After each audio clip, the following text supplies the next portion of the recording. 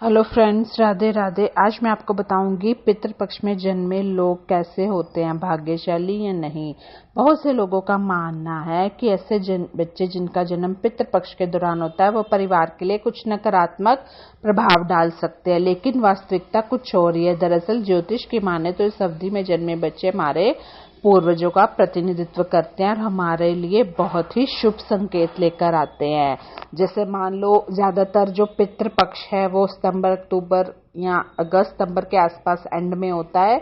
तो उस दौरान जो बच्चे जन्मते हैं या जो लोग, इन बच्चों के बारे में ऐसी धारणा होती है कि ये कोई भी पितृ हो सकते हैं जिनका स्वर्गवास हो चुका हो। किसी अधूरी इच्छा को पूरे करने के लिए ऐसे पितृ घर में बच्चों के रूप में जन्म लेते हैं और ऐसे बच्चे पर पूर्वजों की पूरी कृपा होती है। यानी कि जैसे हमारे दादा नानी से सुना होगा कि ये हमारे वड्डे वडेरे हैं, ऐसे बोलते हैं ना। ऐसा माना जाता है कि जिन बच्चों का जन्म पितृपक्ष के दौरान होता है वह दरअसल पिछले जन्म में मृत्यु के बाद जब देवलोक में जाते हैं तब उनसे पूछा जाता है कि वो क्या चाहते हैं, तो वह अपने ही घर में जन्म लेने की इच्छा प्रकट करते हैं। कभी कभी आकस्मिक जिसकी मृत्यु हो जाए, यानी कि अचानक या कम उम्र में मृत्यु हो जाती है, तो उनके मन में बहुत सारी इच्छाएं होती हैं और मन में वो सब चीजें नहीं कर पाते हैं। उससे पहले उनकी मृत्यु हो जाती है, तो अपनी इच्छा को पूरा करने के लिए वह उसी कुल में जन्म लेना चाहते होते हैं। तो ऐसे बच्चों का जो व्यक्तित्व होता है वो थोड़ा अलग होता है, स्वभाव होता है वो थोड़ा अलग सा होता है। यानी कि जिन बच्चों का जन्म पितृपक्ष के दौरान होता है वो अपने परिवार के साथ बहुत ज्यादा लगाव रखते हैं।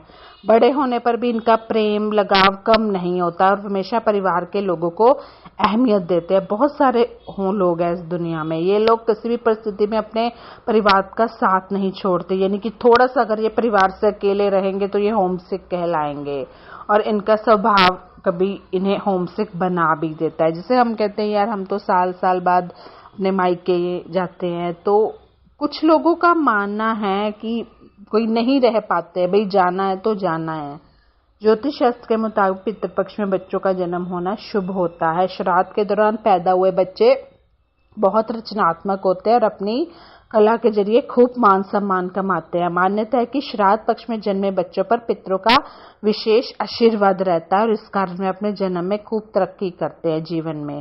साथ ही ये बच्चे अपने परिवार के लिए खुशियां, समृद्धि का कारण बनते हैं। ये बच्चे अपने परिवार के लिए बहुत ही भाग्यशाली होते हैं और अपने परिवार की किस्मत भी चमका देते हैं। और जो लोग ये मानते हैं नहीं ये पितृपक्ष में हुआ है, पितरों ये अशुभ है, ये सब बकवास है, ऐसा कुछ भी नहीं है।